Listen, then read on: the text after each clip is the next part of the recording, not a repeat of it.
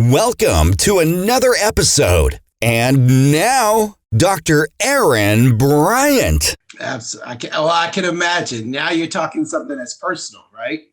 Yes, sir. That's right. So talk to us about you're now a vet rep, you're working at EDD, you got great benefits. I know I'm a former state employee. My parents are retired state. So I get it. I understand how it works. Great opportunity. But you decided to do VHV TV while you're doing that. So explain that whole transition of how that came to become, part of your passion. Okay, this is a great question. And since you know how the state works, when you are a state employee, every year you have to have what they call an IDP. And that means individual development plan. Exactly. So you have to tell them, how are you going to improve and make your job skills better? That's right.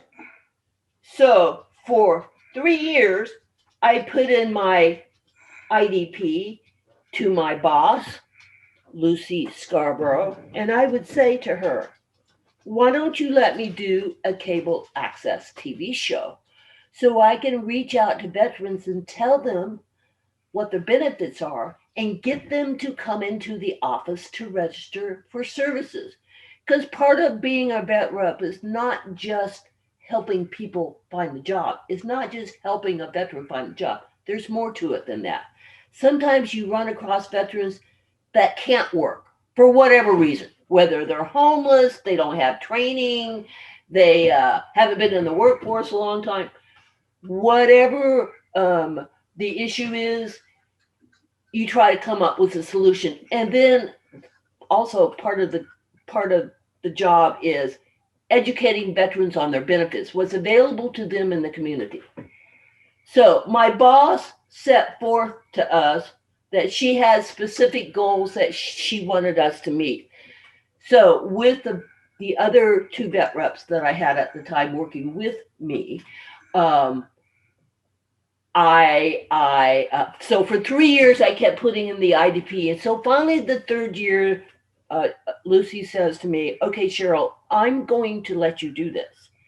Because now I've shown her for 3 years that I can do the job, number one. Number two, the stats are going through the roof, okay? Because my 2 vet reps and me, we help so many people as vet reps. And when you work for the state, they have codes for everything that's in your job classification. You enter all that stuff into the computer. So we were basically social workers for veterans. And everything we told them about, they had a code for it. We put it in the record. So when they would come back to us, other vet reps could see that we told them about going to the VA, or we told them about going to the vet center. So part of what you do is you do follow-up. Hey, sir, did you go and get registered at the VA?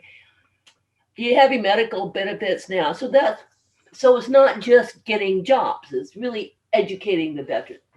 So after 3 years of me putting this into my IDP, she said, "Okay, I'm going to give you a chance."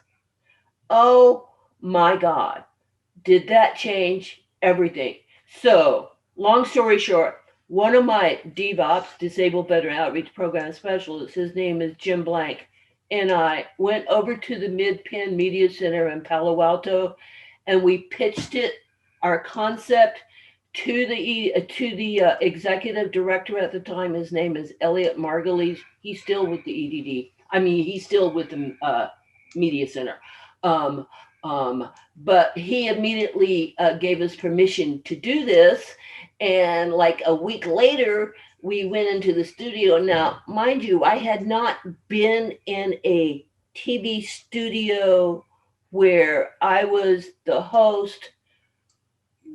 But a week later, we went and we did it. And when the show was over, I had interviewed the founder, the couple who helped us establish the Veterans Employment Committee of San Mateo County at the time. This couple, it was Barbara and Clyde Clark. They were heavily involved in the VFW. And so they were our chairman and his wife. And they were our first guests. And then we had a representative from a local temporary agency called Accountants on Call.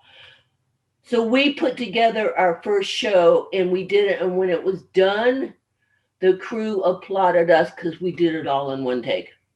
Oh yeah, I can imagine. That's pretty cool. Because I And know it when. was so much fun because all of a sudden, once the show started airing, we got all the veteran groups because there were throughout my 12 or 13 years as an EDD vet rep, 10 of those years I produced the VHV TV in San Mateo County, and the various veteran groups like the American Legion Post. I don't remember the number of the post now, but the American Legion Post in San Bruno was a huge sponsor and sponsored many of the early shows that we produced, as well as the VFW groups in San Carlos or the American Legion in Redwood City. I have to give a shout out to all the veteran groups in San Mateo County because at one time or another, they all sponsored one of the episodes of the VHV TV, and they did it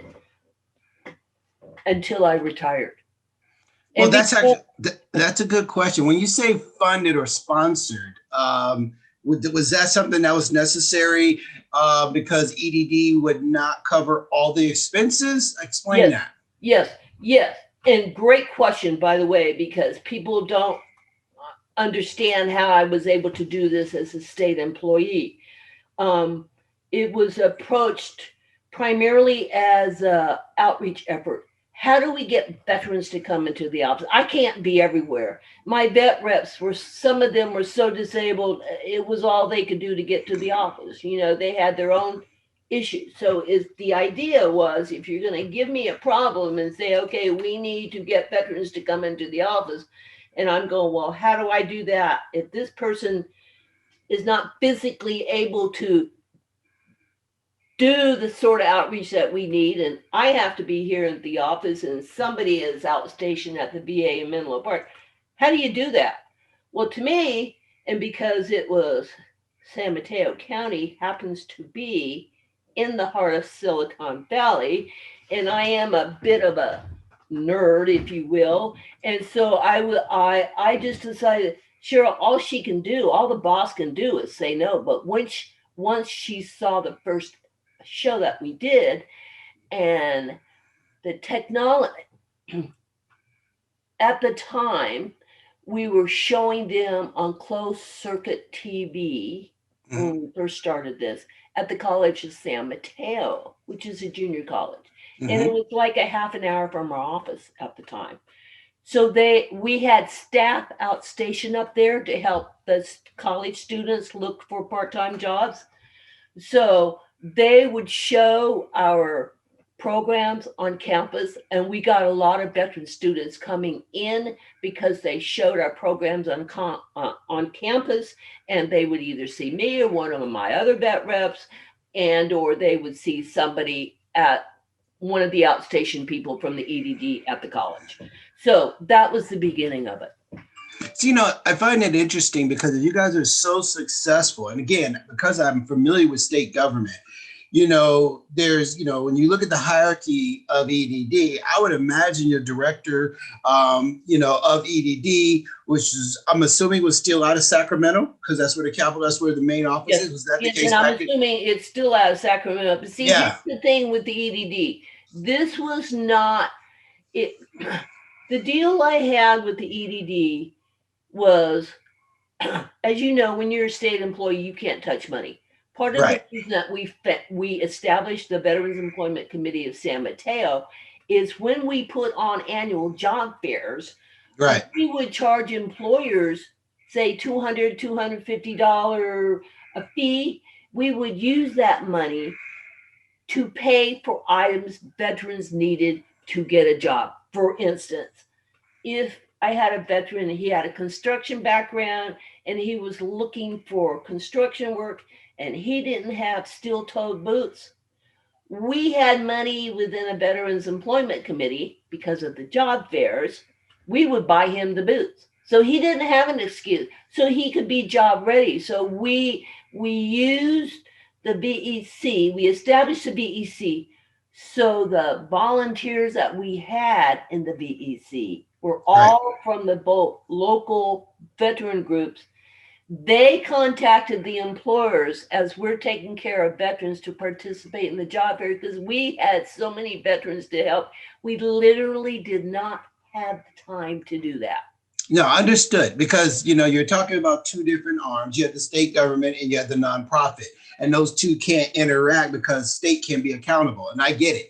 And that's a great, but my thought is, why, or maybe it happened and you can correct me, but I would think if you guys were so successful, why didn't the director of EDD instruct all the other counties to do something similar? Because it was so successful. I would imagine that it would have been something that if I was an appointed director, you know, appointed by the governor, and I see this is happening in San Mateo, I would have been like, Sac County, Santa Clara, you know, look at what they're doing down here. Let's do this everywhere.